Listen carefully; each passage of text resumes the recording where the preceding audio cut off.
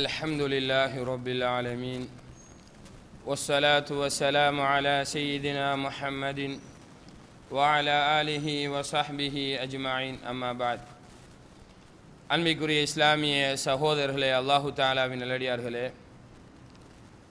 அல் குர்ஆன் கூறும் அழகிய வரலாறுகள் என்ற தலைப்பினூடாக இன்றைய தினம் நாங்கள் இரண்டு பெரும் தோட்டங்கள் கொடுக்கப்பட்ட ஒரு போடியாரினுடைய வரலாறு குறித்து தெரிந்து கொள்ள இருக்கிறோம். அல்லாஹு தஆலா அவருக்கு பல வகையான கனிகளை கொண்ட பெருமிரு தோட்டங்களை கொடுத்திருந்தான்.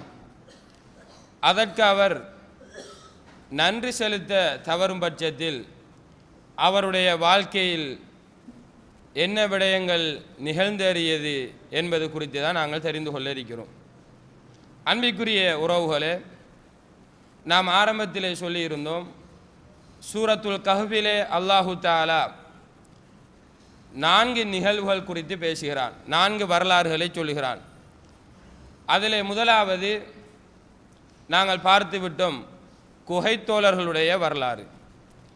இன்றைய தினம் நாங்கள் பார்க்க இருப்பது இந்த 2 பெரும் தோட்டங்களுக்கு உரிமையாளராகிய ஒரு நபரினுடைய வரலாறு. இந்த வரலாற்றை அல்லாஹு தஆலா காஃபினுடைய 32வது வசனம் தொடக்கம் 44வது வசனம் வரைக்கும் சொல்லி காட்டுகிறான். இந்த வரலாற்றை எதற்காக வேண்டி அல்லாஹு தஆலா சொல்லுகிறான் என்றால், இந்த உலகத்திலே மனிதர்கள் அருட்கொடைகள் வழங்கப்படுகின்ற பொழுது அந்த அருட்கொடைகளுக்கு நன்றி செலுத்தாமல் இந்த உலகத்திலே வாழுகின்ற பொழுது பெருமையோடு வாழ்ந்து கொண்டிருக்கிறார்களே, அவர்கள் படிப்பினை பெற வேண்டும் என்பதற்காக இந்த வரலாற்றை அல்லாஹு தஆலா சொல்லி காட்டுகிறான். இன்னும் எங்களில் பலர்கள் அல்லாஹு தஆலா பல வகையான நியாமத்துகளை தந்திருக்கிறான். அதிலே இன்று நியாமத்துகள் என்று கருதப்படுவது பொருளாதார நியாமத். அல்லாஹு தஆலா பல மனிதர்களுக்கு இந்த பொருளாதாரத்தை கொடுத்து சோதித்து கொண்டிருக்கிறான். எங்களில் பலர்கள் நாங்கள் அன்று காரூன் எவ்வாறு நினைத்து கொண்டிருந்தானோ அதுபோன்றுதான் நாங்களும் நினைத்து கொண்டிருக்கிறோம். காரூன் என்ன நினைத்தான்? வஆத்தைனாஹு மினல் குனூஸி, அல்லாஹ் சொல்லுகிறான், பல வகையான பொக்கிஷங்களை நாம் அவனுக்கு வழங்கினோம். மா இன்ன மஃபாத்திஹஹு லதனூஉ பில் உஸ்பதி உலில் குவா, எந்தளவு பொக்கிஷங்கள் அவை, அந்த பொக்கிஷங்களை பாதுகாப்பதற்காக வேண்டி போடப்பட்ட பூட்டுகளின் சாவிக்கோர்வைகளை 3 தொடக்கம் 10 வரையிலான எண்ணிக்கை கொண்ட நபர்களில் அவர்களுடைய பலமிக்கவர்கள் அவர்களாலே அந்த சாவிக்கோர்வைகளை தூக்க முடியாத அளவுக்கு பல வகையான பொக்கிஷங்களை அல்லாஹு தஆலா காரூனுக்கு கொடுத்திருந்தான். ஆனால் காரூன் என்ன சொன்னான்? கால இன்னமா ஊதீதுஹு அலா இல்மின் இந்தி, இந்த பொக்கிஷங்கள் நான் வழங்கப்பட்டதெல்லாம் என்னுடைய அறிவினால் தான். அல்லாஹ் தந்தங்கிறத அவன் என்ன செய்தான்? மறுத்துட்டான். எங்களில் பலர்களும் நாங்கள் நினைத்து கொண்டிருக்கிறோம், என்னுடைய வியாபார யுக்தியினால் தான் நான் இந்த பொருளாதாரங்கள் வழங்கப்பட்டிருக்கிறேன், நான் படித்த படிப்பினால் தான் இவ்வளவு சொத்துக்களை நான் என்ன செய்திருக்கிறேன்? சம்பாதித்திருக்கிறேன். அல்லாஹ் தந்தானுங்கிறத மறுக்காட்டியும் ஒரு வகையான சிந்தனை எங்களிடம் என்ன இருக்கிறது? நான் இவைகளை என்ன செய்தேன்? சம்பாதித்தேன். அன்பிற்குரிய இஸ்லாமிய சகோதரர்களே, அல்லாஹு தஆலாவின் நல்லடியார்களே, அந்த சமூகத்திலே காரூன் பெரும் அலங்காரத்தோடு வெளியாகின்ற பொழுது உலக வாழ்க்கையை விரும்பக்கூடிய மக்கள் சொல்லுவார்களாம், யா லைத்தலனா மிஸ்லமா ஊத்திய காரூன், காரூனுக்கு வழங்கப்பட்டது போன்று எங்களுக்கும் வழங்கப்பட்டால் நன்றாக இருக்குமே என்று சொல்லுவார்களாம். அப்படி காரூன் அவனுக்கு கொடுக்கப்பட்ட நிஅமத்துகள் அல்லாஹ்வினால் கொடுக்கப்பட்டவை என்பதை மறுத்து தான் தன்னுடைய அறிவினால் சம்பாதித்தவை என்று அவன் நினைத்து கொண்டதனால் ஃபஹஸஃப்னா பிஹி வபிதாரிஹில் அர்த், அல்லாஹ் என்ன சொல்றான்? அப்படியே நாங்கள் அவனையும் அவனுடைய பொக்கிஷங்கள் நிறைந்த அந்த மாளிகையும் பூமியினுள் எடுத்துக்கொண்டோம். அப்ப அன்பிற்குரிய உறவுகளே, இதுவும் ஒரு படிப்பினை. நியாமத்துகள் வழங்கப்படுகின்ற பொழுது எங்களை அறியாமலே நாங்கள் ஒரு சிந்தனைக்கு செல்கிறோம், நான் சம்பாதித்தவை, நான் படித்த படிப்பினால் இவைகளை உருவாக்கியவை என்று எங்களை அறியாமலே அந்த சிந்தனைக்கு நாங்கள் என்ன செய்கிறோம், சென்று கொண்டிருக்கிறோம். அன்பிற்குரிய இஸ்லாமிய சகோதரர்களே, அல்லாஹு தாலா இந்த வரலாறை சொல்ல ஆரம்பிக்கிறான். வதரிப லஹும் மஸலன் ரஜுலைனி, நபியே அவர்களுக்கு 2 மனிதர்களை உதாரணமாக சொல்லவும். 2 மனிதர்களில் ஒருவர் அல்லாஹ்வை நம்பியவர், அவர் ஒரு ஏழை, ஆனால் அல்லாஹ் அவருக்கு கொடுத்த நியாமத்துகளுக்கு நன்றி செலுத்தக்கூடியவர். இன்னொரு மனிதர், அவர் அல்லாஹ் அவருக்கு கொடுத்த நியாமத்துகளுக்கு நன்றி செலுத்த மறுத்து, அவர் ஒரு செல்வந்தர், பெரும் பல வகையான கனி வகையான தோட்டங்களை அல்லாஹு தாலா கொடுத்திருக்கிறான், ஆனால் அல்லாஹு தாலா கொடுத்தான் என்பதை மறுத்து இந்த உலகத்தில் என்ன செய்தவர், வாழ்ந்து கொண்டிருந்தவர். இந்த 2 பேரும் நண்பர்களாக இருந்தார்கள். ஜஅல்னா லி அஹதிஹிமா ஜன்னத்தைனி மின் அனாப். இந்த இடத்தில் அல்லாஹு தாலா சொல்வது அந்த நிராகரித்த நியாமத்துகளை நிராகரித்த அந்த காபிரனுடைய வரலாற்றை தான் அல்லாஹு தாலா சொல்லுகிறான். அவர்களில் ஒருவருக்கு, அதாவது நியாமத்துகளை மறுத்தவர், அவருக்கு திராட்சையிலான 2 தோட்டங்களை நாங்கள் கொடுத்தோம். 2 தோட்டங்களை அல்லாஹு தாலா அவர்களுக்கு கொடுத்திருந்தான். அந்த தோட்டங்கள் திராட்சை மரங்கள் நிறைந்த தோட்டங்கள். வஹஃபஃப்னாஹுமா பினஹ்லின், அந்த திராட்சை செடிகள் திராட்சை கொடிகள் நிறைந்த அந்த தோட்டத்தை சுற்றி வர நாம் பேரித்த மரங்களால் நிரப்பி இருந்தோம். அந்த திராட்சை கொடிகளை சுற்றி பேரித்த மர தோட்டங்கள் என்ன செய்தன, இருந்தன. வஜஅல்னா பைனஹுமா ஸர்ஆ, அவைகளுக்கு இடையிலே வேறு பயிர்களையும் நாம் ஆக்கி கொடுத்திருந்தோம். 2 பெரும் தோட்டங்கள், அவைகளிலே திராட்சை கொடிகள் இருக்கின்றன, அவைகளை சூழ பேரிச்ச மரங்கள் இருக்கின்றன, அவைகளுக்கு இடையிலான வேறு பயிர்களும் என்ன இருக்கின்றன. கில்தல் ஜன்னத்தைனி, அந்த 2 தோட்டங்களும் அத்தத் உக்குலஹா, அதனுடைய விளைச்சலை கொடுத்து கொண்டே இருந்தது, துண்டிக்கப்படாத விளைச்சல். வலம் தவலிம் மின்ஹு ஷைஆ, விளைச்சலிலே அந்த 2 தோட்டங்களும் எந்த குறைபாடையும் செய்யவில்லை, விளைச்சலை கொடுத்து கொண்டே இருந்தது. எவ்வளவு பெரிய நியாமத். வஃபஜ்ஜர்னா ஹிலாலஹுமா நஹரா, இப்படி 2 தோட்டங்களுக்கும் இடையில பெரும் ஆறொன்றை நாம் பீரிடச் செய்தோம், தண்ணி பிரச்சனையும் இல்லை. அல்லாஹு தாலா இப்படியான தோட்டங்களை கொடுத்து அதற்கு மிக முக்கியமாக தேவைப்படக்கூடிய நீரை ஆறாக கொடுத்திருந்தான். 2 தோட்டங்களுக்கும் இடையில் ஆறாக கொடுத்திருந்தான். வகான லஹு சமர், இன்னும் பல வகையான கனி வர்க்கங்களையும் அல்லாஹு தாலா அவனுக்கு கொடுத்திருந்தான்.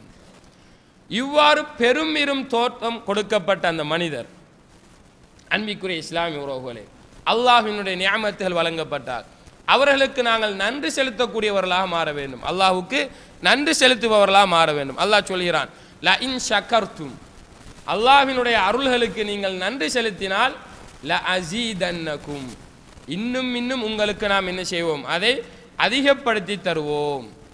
வல இன் கஃபர்தும், நீங்கள் நன்றி செலுத்த மறுத்தால் இன்ன அஸாபி லஷதீத், நிச்சயமாக என்னுடைய வேதனை மிக கடுமையானதாக இருக்கும் என்பதாக அல்லாஹு தஆலா சொல்கிறார். எங்களுக்கு தரப்படக்கூடிய நியாமத்துகளுக்கு நாங்கள் நன்றி செலுத்தாவிட்டால் அல்லாஹ்வினுடைய தண்டனை வரும். அந்த தண்டனை அவன் தந்த நியாமத்துகளை பறிக்கக்கூடிய அமைப்பில் என்ன செய்யும், இருக்கும். இன்றைக்கு நாங்கள் எத்தனை பேர்களை பார்க்கிறோம், பெரும் கோடீஸ்வரர்கள், பெரும் செல்வந்தர்கள், அல்லாஹு தாலா பெரும் நோய்களை கொடுத்து என்ன செய்கிறான், சோதித்து கொண்டிருக்கிறான். பொருளாதாரங்களுக்கு நாங்கள் செய்யக்கூடிய நன்றி கணக்கு பார்க்காமல் தர்மம் செய்வதாகும். அல்லாஹு தாலா எங்களுக்கு பொருளாதாரங்களை நியாமத்துகளாக தந்திருக்கிறான் என்றால் அதற்கு நாங்கள் செலுத்தக்கூடிய நன்றி கொடுக்கின்ற விடயத்திலே நாங்கள் கணக்கு பார்க்கக்கூடாது. அல்லாஹ் எங்களுக்கு கணக்கு பார்த்தா தந்திருக்கிறான், எவ்வளோ சொத்துக்களை தந்திருக்கிறான். நாங்கள் கொடுக்கும் பொழுதும் கணக்கு பார்த்து என்ன செய்யக்கூடாது, கொடுக்க கூடாது. உடல் ஆரோக்கியத்தை தந்திருக்கிறான், இதுவும் ஒரு நியாமத். ஒரு கை சுகம் இல்லாத, ஒரு கால் இல்லாத, கண் பார்க்க முடியாத நபர்களுக்குத்தான் அந்தந்த உறுப்பினுடைய அருமை விளங்கும். எங்களுக்கு அல்ஹம்துலில்லாஹ் எல்லா உறுப்புகளும் சரிவர என்ன செய்கிறது, இயங்குகிறது. அப்படி என்றால் அல்லாஹு தாலா தந்த பெரும் ஒரு நியாமத். இதற்கு நாங்கள் செய்யக்கூடிய நன்றி என்ன, சரியான முறையில் அவனை வணங்கி வழிபடுவதாகும். அல்லாஹ்வின் தூதர் ஸல்லல்லாஹு அலைஹி வஸல்லம் அவர்கள் இரவு வணக்கத்திலே இரவு நேர தொழுகையிலே அவர்களுடைய 2 பாதங்களும் வீங்குகின்ற அளவுக்கு நின்று வணங்கினார்கள். அப்பொழுது தன்னுடைய மனைவி ஆயிஷா ரலியல்லாஹு அன்ஹா அவர்கள் கேட்கிறார்கள், அல்லாஹ்வின் தூதரே, எதற்காக இவ்வளவு சிரமப்படுகிறீர்கள்? நீங்கள் முன்பின் பாவங்கள் மன்னிக்கப்பட்ட தூதர் ஆயிற்று. அல்லாஹ்வின் தூதர் சொன்ன வார்த்தை என்ன? அஃபலா உஹிப்பு அன் அகூன அபுதன் ஷகூரா, நான் நன்றியுள்ள மனிதனாக இருப்பதற்கு விரும்பக்கூடாதா என்று கேட்டார். அல்லாஹு தாலா எங்களுக்கு உடல் ஆரோக்கியத்தை தந்திருக்கிறானா, அது பெரும் நியமத். அதே மூலமாக அந்த உடல் உறுப்புகள் மூலமாக அல்லாஹ்வை நின்று வணங்கக்கூடியவர்களாக நாங்கள் என்ன செய்ய வேண்டும்? மாற வேண்டும். அதுதான் அந்த உடல் ஆரோக்கியத்துக்கு நாங்கள் கொடுக்கக்கூடிய நன்றி கடன். அன்பிற்குரிய இஸ்லாமிய சகோதரர்களே, நியமத்துகள் வழங்கப்பட்டவர்கள் 2 சாரார்களாக இருக்கிறார்கள். ஒன்று, அந்த நியமத்துகளுக்கு சரியான முறையில் நன்றி செலுத்தக்கூடியவர்கள், அவர்கள் குறைவானவர்கள் என்பதாக அல்லாஹ் சொல்கிறான். வகலீலும் மின் இபாதியஷ் ஷகூர், என்னுடைய அடியார்களில் நன்றி செலுத்தக்கூடியவர்கள் குறைவானவர்கள். இன்னொரு சாரார், மொத்தமாக அல்லாஹு தாலா மனித இனத்தையே சொல்கிறான், இன்னல் இன்சான லிரப்பிஹி லகனூத், நிச்சயமாக மனிதன் தன்னுடைய ரப்புக்கு நன்றி கெட்டவனாக இருக்கிறான். பெரும்பான்மையானவர்கள் நியமத்துகளுக்கு நன்றி செலுத்தாதவர்கள், அருட்கொடைகளுக்கு நன்றி செலுத்தாதவர்கள். எனவே அல்லாஹு தாலா மொத்த மனித இனத்தையும் சொல்லிவிட்டான், நிச்சயமாக மனிதன் நன்றி கெட்டவனாக இருக்கிறான். அன்பிற்குரிய இஸ்லாமிய உறவுகளே, பனு இஸ்ரவேலுடைய காலத்தில் நடந்த ஒரு சம்பவத்தை அல்லாஹ்வின் தூதர் ஸல்லல்லாஹு அலைஹி வஸல்லம் அவர்கள் சஹாபாக்களுக்கு நினைவுபடுத்துகிறார்கள். பனு இஸ்ரவேலர்கள் 3 மனிதர்கள் இருந்தார்கள். ஒருவர் அபுரஸ், வெங்குஷ்ட நோயினால் பிடிக்கப்பட்டவர். அக்ரா, முடி இல்லாத வழுக்கு தலை உள்ளவர். வஅமா, பார்வையற்ற மனிதர். இந்த 3 மனிதர்களையும் அல்லாஹு தாலா சோதிக்க நினைத்தான். ஒரு வானவரை அல்லாஹு தாலா அனுப்பினான். இந்த வெங்குஷ்ட நோயினால் பிடிக்கப்பட்டவரிடம் அந்த வானவர் வந்தார். இவர்கள் 3 பேரும் மக்களுக்கு மத்தியில் புலங்குவதற்கு தயங்கினார்கள். ஏன்? மக்கள் அருவருப்பா அவர்களை என்ன செய்தார்கள்? நினைத்தார்கள். வெங்குஷ்ட நோயினால் பிடிக்கப்பட்டவர்கள், இந்த வழுக்குத்தலை கொண்டவர், பார்வையற்றவர், சகஜமாக மக்களுக்கு மத்தியில் பழக முடியவில்லை.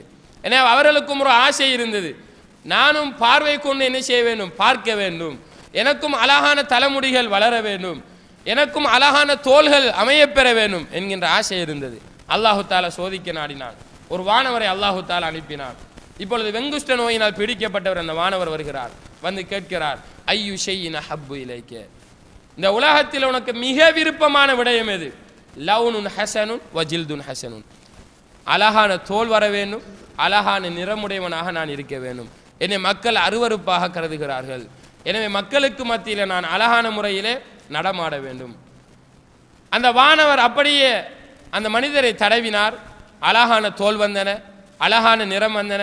உமக்கு பொருளாதாரங்களில் எது மிக விருப்பமானது? அவர் சொன்னார், ஒட்டகம் என்று சொன்னார். ஒரு கற்பமான ஒட்டகத்தை அந்த வானவர் என்ன செய்தார்? வழங்கிவிட்டு பாரக்கல்லாஹு ஃபீ, அல்லாஹு தாலா இதிலே பரக்கத் செய்யட்டும் என்று பிரார்த்தித்தார். பின்பு முடியற்ற அந்த வழுக்குத்தலை கொண்ட மனிதரிடம் வருகிறார். வந்து கேட்கிறார், உனக்கு மிக விருப்பமானது எது? அவர் சொன்னார், எனக்கு அழகான முறையில் என்ன செய்ய வேண்டும்? முடி வளர வேண்டும். இப்பொழுது தலையை தடவுகிறார். அழகான முறையில் முடி வளர்ந்து விட்டது. உனக்கு என்ன பொருளாதாரம் வேணும்? ஒரு பசுமாடு வேணும் என்று சொன்னார்.